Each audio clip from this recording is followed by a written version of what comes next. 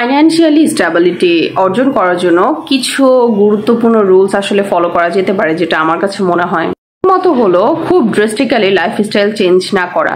দেখেন, আমরা যখন 20,000 টাকা ইনকাম করি তখন লাইফ যেভাবে চলে, যখন 2 লাখ টাকাও ইনকাম করি তখনও কিন্তু মনে হয় এই লাইফস্টাইলের জন্য এটা কম হয়ে যাচ্ছে।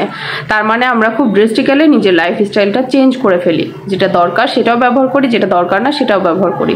হ্যাঁ, এই চেঞ্জটা জরুরি, কারণ আপনি যখন নিজে আপগ্রেড হচ্ছেন অবশ্যই আপনার লাইফস্টাইলটাকেও আপগ্রেড করা উচিত, তবে খুব ড্রাস্টিক্যালি না। দ্বিতীয়ত হচ্ছে নিজেকে বড়লোক প্রমাণ করার জন্য খুব বেশি শো অফ করা। দেখেন, আপনি হয়তো অনেক টাকা একসাথে গুছিয়ে রাখছেন এবং কিনে একটা ব্র্যান্ডের ড্রেস কিনছেন, ব্র্যান্ডের ব্যাগ কিনছেন, ব্র্যান্ডের শুজ কিনছেন, কিন্তু আপনি আপনার সেই গচ্ছিত টাকা থেকে সেটা কিনছেন।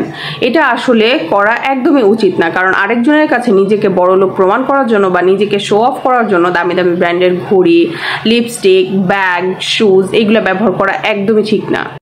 জিনিসগুলো যদি আপনার সেভিংসের টাকা দিয়েই কিনতে হয়, আপনার কষ্ট করে সেভ করে যে টাকা আপনি ব্যাংকে গুছিয়েছেন বা আপনি সেভ করেছেন সেই টাকা দিয়ে যদি কিনতে হয়, তাহলে আপনি ওই জিনিসটা ব্যবহার করার যোগ্যতা এখন পর্যন্ত অর্জন করার নাই।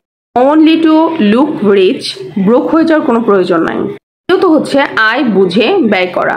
আপনি যেটা আয় করছেন, আপনার আয়ের থেকে আপনার ব্যয় যেন কোনোভাবেই বেশি না হয়। যদি আয়ের থেকে ব্যয় বেশি করে থাকেন তাহলে এটাকে অর্থনীতির ভাষায় বলা হয় ফাইন্যান্সিয়ালি সুইসাইড। সুতরাং আপনি যেটা আয় করছেন সেই অনুযায়ী আপনাকে ব্যয় করতে হবে। যতটুকু বোঝা বইতে পারবেন ততটুকুই আপনাকে কিন্তু নিতে হবে।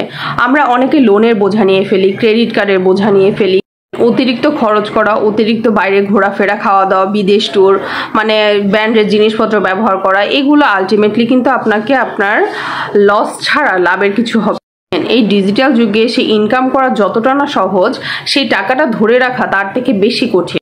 মরিচিকার পিছনে ছুটে প্ল্যানিং ছাড়া লাইফস্টাইল নিয়ে চলে আমরা একটা সময় কিন্তু মেন্টালি ডিজাস্টার হয়ে যাই, ফ্রাস্ট্রেটেড হয়ে যায় এবং লাইফটা একদম আনইউজফুল মনে হয়।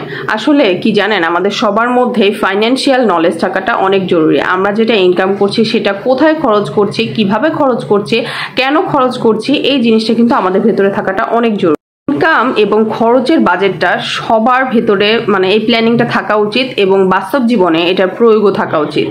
কাছে মনে হয় এই 3টা রুলস যদি আমরা ফলো করতে পারি আমরা ডেফিনেটলি ভালো কিছু করতে পারবো। এটা আমার একান্ত আমার সিদ্ধান্ত বা আমার যেটা মনে হয় সেটা বলছি। আপনাদের কোনো মতবিরোধ থাকলে ডেফিনেটলি কমেন্ট করে বলতে পারেন।